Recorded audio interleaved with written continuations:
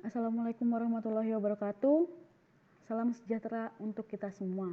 Di video ini, Ibu akan menjelaskan mengenai persamaan termokimia. Persamaan termokimia adalah persamaan reaksi kimia yang menyertakan perubahan entalpi atau delta H. Nilai delta H pada persamaan termokimia ini bergantung pada koefisien reaksinya.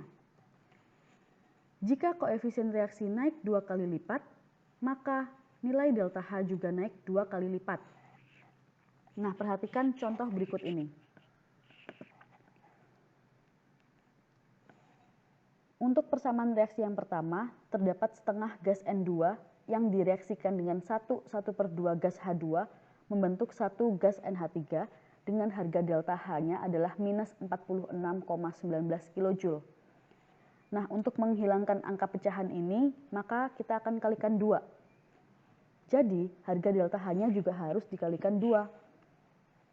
Persamaan reaksinya menjadi 1 gas N2 ditambah dengan 3 gas H2 membentuk 2 gas NH3 dengan harga delta H-nya menjadi minus 92,38 kJ. Kan ke jenis-jenis perubahan entalpi. Sudah paham ya? Yang pertama ada perubahan entalpi pembentukan standar atau delta H0F.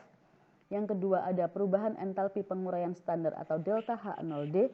Dan yang ketiga ada perubahan entalpi pembakaran standar atau delta H0C. Sebetulnya masih ada lagi perubahan entalpi yang lain, namun yang kita pelajari di sini ada 3 yang ini saja. Oke, saya akan menjelaskan satu persatu. Yang pertama, perubahan entalpi pembentukan standar atau delta H0F. F ini berasal dari kata formation yang artinya pembentukan. Adalah perubahan entalpi pada pembentukan 1 mol zat dari unsur-unsurnya pada kondisi standar. Contohnya di sini adalah reaksi pembentukan air. Nah, air ini dibentuk dari gas H2 ditambah dengan setengah gas O2 dengan harga delta H0F-nya adalah minus 283 kJ. Nah, kalian bisa lihat gambarnya.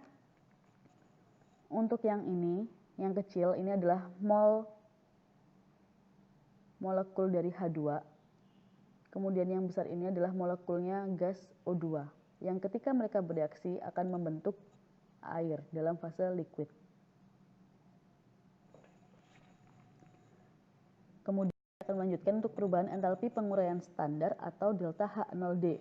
D itu berasal dari kata decomposition yang artinya penguraian. Adalah perubahan entalpi pada penguraian 1 mol zat menjadi unsur-unsurnya pada kondisi standar. Saya beri contoh penguraian dari gas NH3.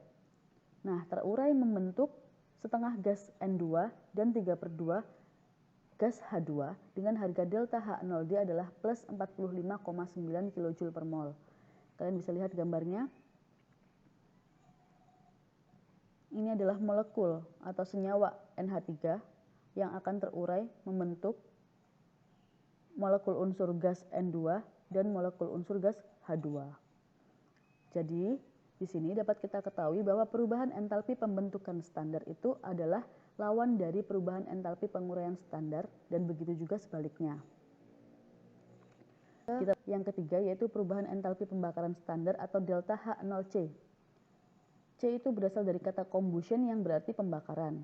Adalah perubahan entalpi pada pembakaran habis 1 mol zat pada kondisi standar. Saya beri contoh di sini ada pembakaran karbon yang dibakar oleh gas oksigen yang membentuk gas CO2 atau karbon dioksida dengan harga delta H0C adalah minus 393,5 kJ. Nah, kalian bisa lihat gambarnya.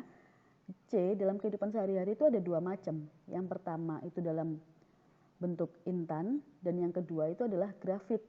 Grafit itu yang kita kenal dengan arang. Ini kan ada pembakaran arang. Nah, ketika karbon dibakar dengan 1 molekul gas oksigen akan membentuk 1 molekul gas CO2. Paham ya? Nah, sekian dulu pembahasan mengenai perubahan entalpi. Sekarang Ibu akan menjelaskan mengenai pembahasan soal dari pertanyaan-pertanyaan yang sudah Ibu berikan di sebelumnya. Nah, yang pertama, why does delta H for an exothermic reaction have a negative value?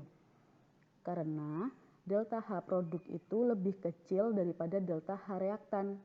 Dan reaksi eksoterm itu selalu melepaskan kalor. Atau ini di sini kalian bisa baca reactants in this exothermic reaction lose heat. Jadi selalu melepaskan kalor. Nah, ketika kita lihat dalam diagramnya, H reaktan itu selalu berada di atas daripada H produknya. Nah, di sini dapat kita lihat bahwa H produk itu lebih kecil daripada H reaktan.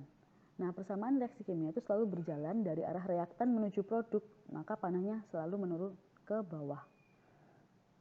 Sehingga dapat kita ketahui juga bahwa reaksi eksoterm ini memiliki delta H kurang dari 0 atau selalu bernilai negatif.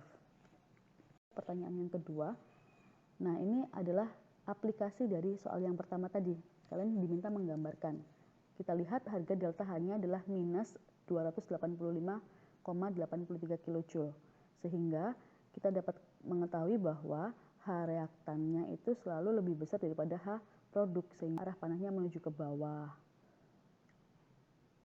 Paham ya? Kita lanjut soal yang ketiga, yaitu menuliskan persamaan termokimia dari delta H0D CaCO3, delta H0FK MnO4, dan delta H0C C2H6. Nah, kemarin kalian masih kurang tepat dalam menjawabnya, karena kalian membuatnya itu masih dalam bentuk formation ketiga-tiganya, padahal kalian harus menyesuaikan dengan soal yang diminta apa. Nah, yang A itu adalah delta H0D, D itu decomposition atau penguraian, maka kalian harus uraikan CaCO3 itu membentuk unsur-unsurnya. Jadi penguraian menjadi unsur-unsurnya yang lebih kecil. CaCO3 menjadi Ca dan menjadi S dan juga menjadi gas O2 dengan harga delta H0D sama dengan plus 256 kJ per mol. Yang kedua, delta H0F itu formation, jadi kalian harus membuat persamaan reaksi pembentukan dari KMnO4 yang dibentuk dari unsur-unsurnya. Ada unsur K ditambah dengan unsur Mn dan ditambah dengan gas O2 membentuk KMnO4 dengan harga delta H0F adalah plus 171 kJ per mol. Kemudian yang ketiga, ini adalah reaksi pembakaran atau combustion. Maka kalian harus membuat persamaan reaksi pembakaran dari C2H6 yang dibakar dengan gas O2 membentuk gas CO2 dan uap air. Nah, untuk ketiga-tiganya ini kalian harus menyetarakan persamaan reaksinya. Jadi harus dalam kondisi yang setara antara yang di kiri dan juga yang di kanan. Dan lagi kalian harus menyesuaikan dengan soal yang diminta apa. Apabila delta H0C ya maka kalian harus membuat pembakarannya. Apabila yang diminta H0F berarti kalian harus membuat reaksi pembentukannya. Apabila yang diminta delta H0D maka kalian harus membentuk atau membuat reaksi penguraiannya. Paham ya? Jadi kalau ada soalnya seperti ini lagi, saya harapkan kalian sudah bisa mengerjakannya. Oke, kita lanjutkan ke soal yang nomor. Ini adalah soal menghitung harga delta H dengan cara kalorimeter. Ibu berikan di awal supaya kalian juga bisa berlatih. Ketika ada soal seperti ini, kalian sudah bisa. Caranya bagaimana? Kalian menuliskan dulu apa yang diketahui, apa yang ditanya, dan apa yang dijawab. Atau bagaimana cara menjawabnya. Nah, di sini ada volume CuSO4, yaitu 50 cm/3 atau 50 ml. Konsentrasinya adalah 0,1 molar. Delta T-nya adalah 9 derajat Celcius. Kalor jenisnya itu 4,2 Joule per gram derajat Celcius dan massa jenis larutannya adalah 1 gram per cm/3. Yang ditanyakan apa? Delta H reaksi. Maka cara menjawabnya adalah kalian mencari dulu masanya dari CuSO4. Kenapa kok CuSO4? Karena CuSO4 yang direaksikan di dalam kalorimeter itu. Dari mana? Kita mencarinya dari data rho atau massa jenis. Maka massa sama dengan volume dikalikan massa jenis larutan 50 ml dikali 1 gram cm/3 sama dengan 50 gram. Selanjutnya kita mencari molnya. Nah, mol ini kita dapatkan dari cara menggunakan data konsentrasi atau molaritas. Maka mol sama dengan molaritas dikalikan volume. 0,1 molar dikalikan 0,05 liter. Ketemunya adalah 0,005 mol. Kemudian langkah yang ketiga kita cari kalornya atau Q. Q dari CuSO4 sama dengan massa CuSO4 dikalikan kalor jenis air dan dikalikan delta T-nya, yaitu 50 gram dikali 4,2 Joule per gram derajat Celcius dikali 9 derajat Celcius. jawabannya adalah 1890 Joule. Kita bisa konversi menjadi 1,89 kilojoule. Yang diminta tadi apa? Delta H. Maka delta H itu adalah sama dengan men Q per mol. Tadi molnya masih ketemu 0,005. Jadi kita harus bagi dulu. Minus 1,89 kilojoule per 0,005 mol. Ketemunya adalah minus 378 kilojoule per mol. Jadi bandingkan ketika delta H itu sudah dalam bentuk 1 mol. Tapi ketika masih Q dia masih belum dalam 1 mol. Nah seperti itu. Jadi kalian jangan lupa untuk membaginya. Berapa mol yang sudah diketahui, maka harus dibagi terlebih dahulu sehingga ketemu kilojoule per mol untuk harga delta H-nya. Paham ya? Soal yang terakhir yaitu yang kelima, explain what is meant by Hess law and how it is used. Nah, di sini saya berikan contoh diagram. Ada persamaan reaksi dari 2 sulfur solid yang direaksikan dengan 2 oksigen gas membentuk 2 SO3 gas. Nah, ini bisa melalui tahapan yang berbeda-beda. Tahapan yang langsung ini memiliki delta H minus 792 kilojoule. Nah, ada lagi yang jalannya itu melalui 2 tahapan. Yang pertama dia membentuk 2 SO2 gas dulu dengan harga delta H minus 594 kilojoule, kemudian direaksikan lagi dengan O2, baru akan membentuk 2 SO3 gas dengan harga delta H minus 198 kilojoule. Ketika dua harga delta H ini kita hitung totalnya, maka akan sama dengan delta H yang langsung ini tadi, yaitu minus 792 kilojoule. Nah, hukum Hess itu mengatakan bahwa reaksi kimia itu hanya bergantung pada posisi awalnya dan posisi akhirnya saja, tanpa dipengaruhi oleh jalannya reaksi.